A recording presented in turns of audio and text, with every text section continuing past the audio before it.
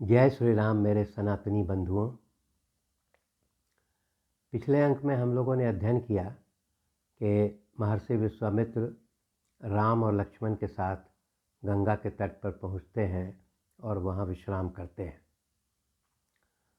उस विश्राम के क्रम में महर्षि विश्वामित्र बताते हैं कि कैसे राम और लक्ष्मण के पूर्वज भागीरथी त्रिपथगामिनी गंगा को इस पृथ्वी पर अवतरित करते हैं। इस अंक में हम लोग बालकांड के 45वें सर्ग से लेके 49वें सर्ग तक का अध्ययन करेंगे, जिसमें मुख्य रूप से विशाला नगरी, समुद्र मंथन तथा गौतम ऋषि के द्वारा अहिल्या को श्राप दिए जाने का ब्यौरा है।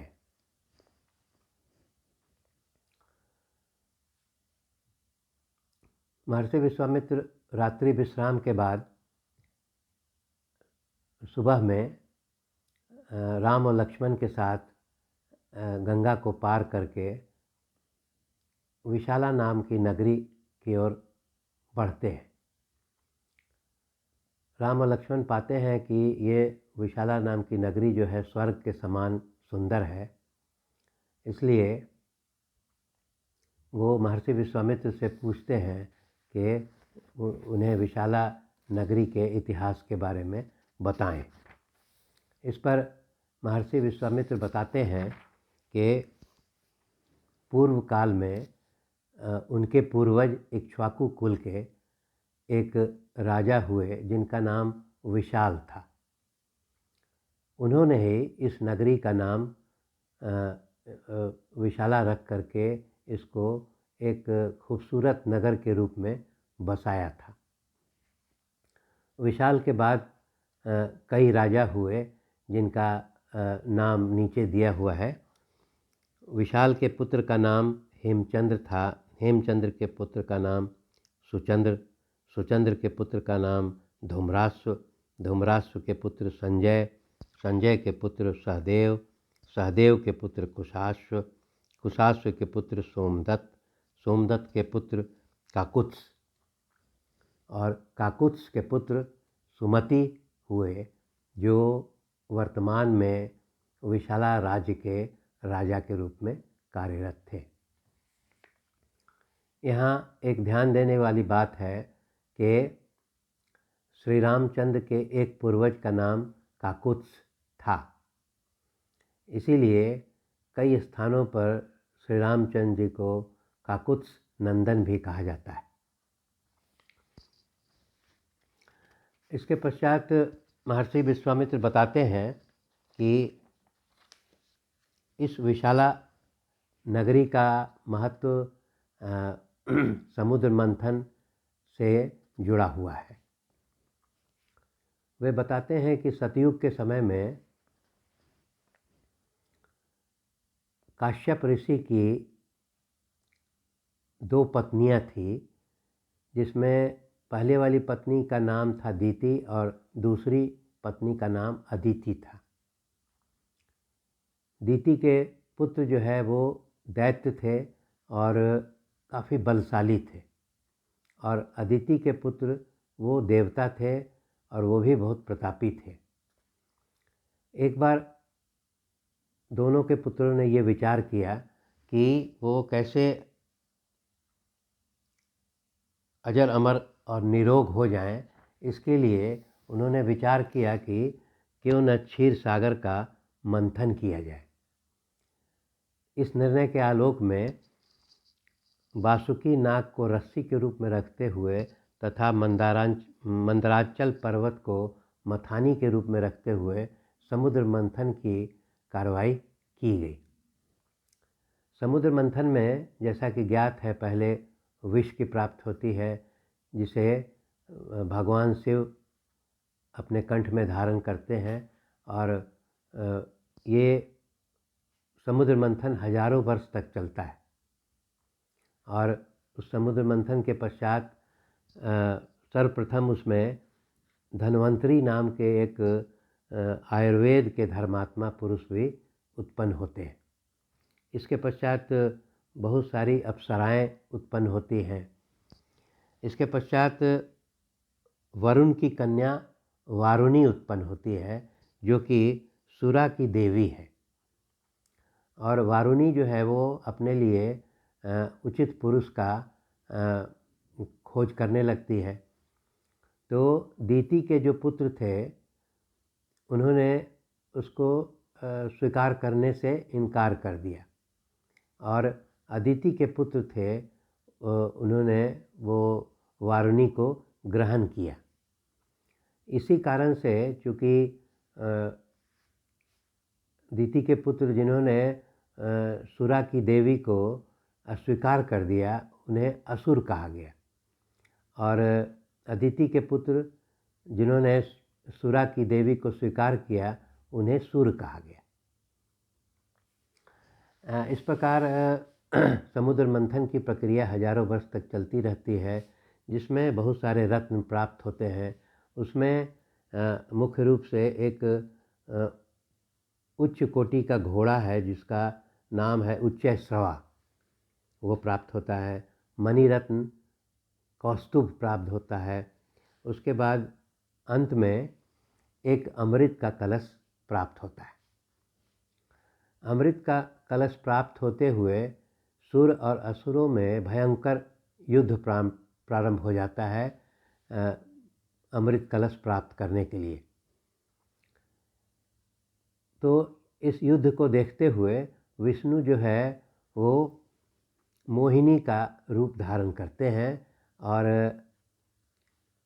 अमृत कलश को चुरा करके भागने लगते हैं। असुर जो है उनका पीछा करते हैं और इस बीच में सुरों और असुरों में भयंकर युद्ध होता है, और अंत में असुरों के द्वारा अंत में देवताओं के द्वारा दीति के पुत्र असुरों का संपूर्ण वध कर दिया जाता है। दीति के पुत्र सभी मारे जाते हैं। इससे दीति बहुत दुखी होती है और उसके बाद वो अपने पति काश्यप ऋषि से कहती है कि मुझे एक ऐसा पुत्र प्रदान कीजिए जो कि इंद्र का वध कर सके।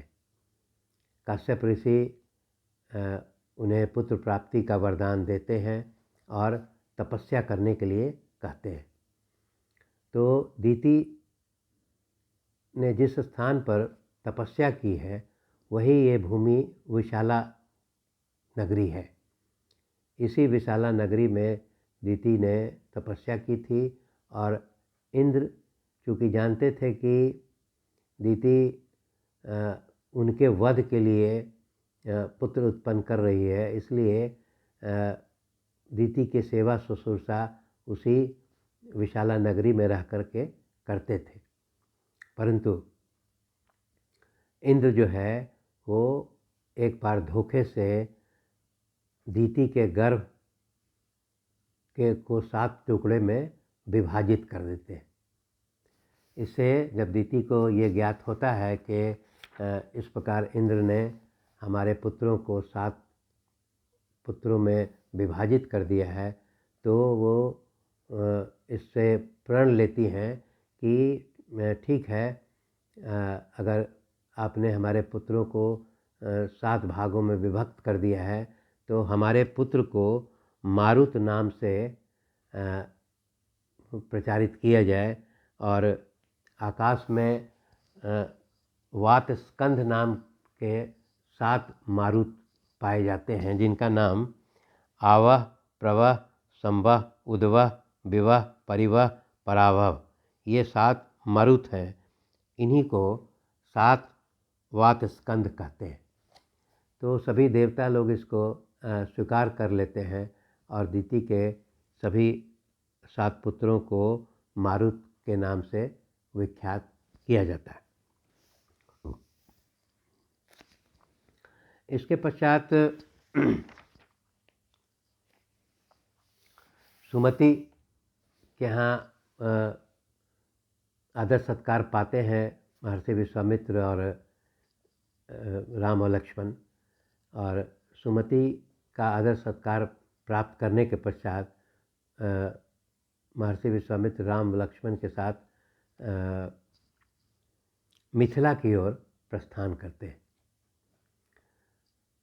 मिथिला की ओर प्रस्थान करने के रास्ते में उन्हें एक भव्य आश्रम मिलता है जो कि काफ़ी वीरान पड़ा हुआ है। तो श्री रामचंद्र जी इसमें महर्षि विश्वामित्र से पूछते हैं कि ये किसका आश्रम है और इतना वीरान क्यों पड़ा हुआ है। तो महर्षि विश्वामित्र फिर इसके बारे में बताते हैं कि एक समय की बात है कि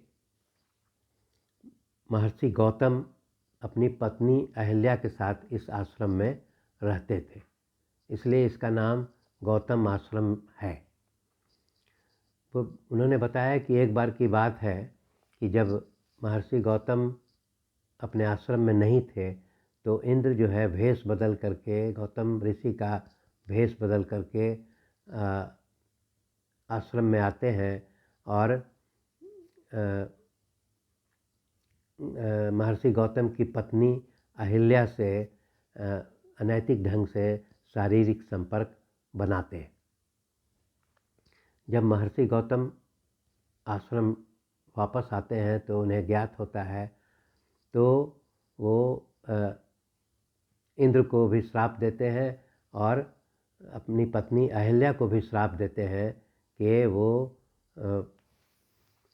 बिना भोजन किए, हवा पानी किए हुए स्थिर, मतलब कि कहने का मतलब है कि वो पत्थर रूपी वो परिवर्तित हो जाएगी। और हालांकि फिर वो ये भी कहते हैं कि जब राम और लक्ष्मण जब तुम्हारा स्पर्श करेंगे तो तुम जो पुनः स्त्री रूप धारण करोगी। इतनी कथा बता करके महर्षि विश्वामित्र कहते हैं कि अब हम लोग का कर्तव्य है कि उस गौतम ऋषि के आश्रम में जाएं और अहिल्या देवी का उद्धार करें। तो इसके बाद राम और लक्ष्मण जो है वो महर्षि विश्वामित्र के साथ गौतम आश्रम में जाते हैं। वहाँ पाते हैं कि अहिल्या देवी जो है वो पूर्ण रूप से तपस्या में लीन है और वहाँ जा कर के अहिल्या के चरण स्पर्श करते हैं और वो बताते हैं कि हम लोग राम और लक्ष्मण आपसे दर्शन के लिए आए हैं। तो अहिल्या जो है राम और लक्ष्मण का स्पर्श पाते ही वो पूर्ण रूप से स्त्री रूप धारण करती हैं और फिर गौतम ऋषि के साथ रहने लगती हैं। इस प्रकार हम लोग देखते हैं कि राम और लक्ष्मण जो है वो फिर अगले अंक में हम लोग अध्ययन करेंगे कि वो जनक के राज दरबार में जाते हैं। धन्यवाद।